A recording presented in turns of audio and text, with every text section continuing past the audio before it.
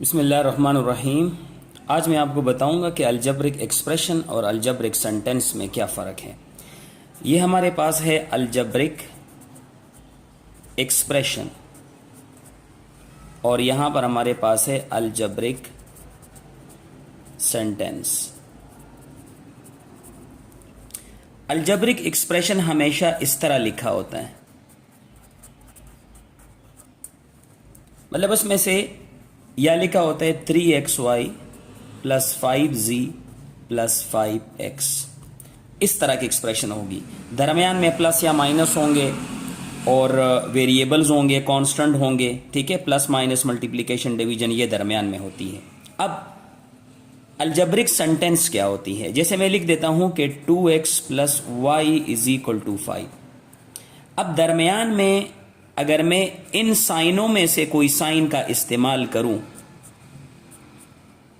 इन साइनों में से कोई साइन का इस्तेमाल करूं तो ये आपके पास क्या बन जाएगा, अलजब्रिक सेंटेंस बन जाएगा।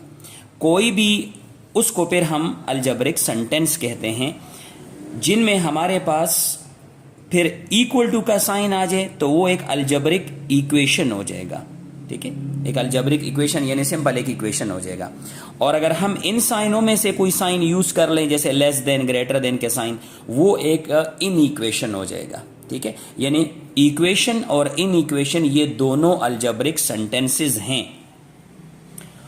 उसकी वजह यह है कि अलजब्रिक एक्सप्रेशन जो है उसमें हम या तो सिंप्लीफाई करते हैं या फिर फैक्टराइज करते हैं या लोवेस्ट फॉर्म में चेंज करते हैं। किस फॉर्म में? लोवेस्ट फॉर्म में। लेकिन अलजब्रिक सेंटेंस को हम सॉल्व करते हैं। सॉल्व का मतलब यह है कि जो x है या जो y है या जो z है, यानी जो वेरिएबल है, उसकी वैल्यू निकालो।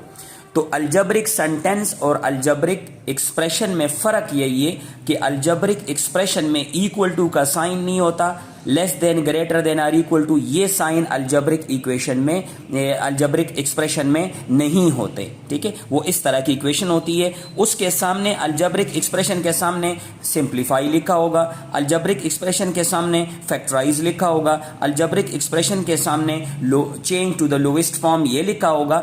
अलजब्रिक एक्सप्रेशन के सामने सॉल्व का लफ्ज नहीं होगा। सॉल्व का मतलब होता है कि इसको सॉल्व करे, यानी जो वेरिएबल है उसकी वैल्यू निकाले। अलजब्रिक सेंटेंस के सामने सॉल्व का लफ्ज होगा।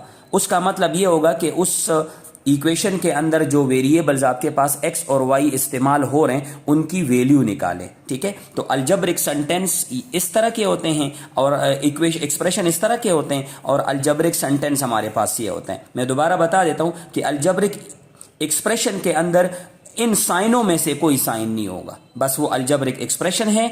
और अगर इन साइनों में से कोई साइन आ जाएगा तो वो एक अलजब्रिक सेंटेंस हो जाएगा। फिर उस अलजब्रिक सेंटेंस में अगर इक्वल टू का साइन आ गया बीच में तो इक्वेशन होगा, और अगर इन चार साइनों में से कोई साइन हो गया तो वो फिर इन इक्वेशन होगा। उम्मीद है कि आपको बहुत अच्छी तरह अलजब्रिक एक्सप्रेशन और अलजब्रिक सेंटेंस समझ आया होगा। मुझे दीजिएगा इजाज़त। अल्लाह हाफिज़।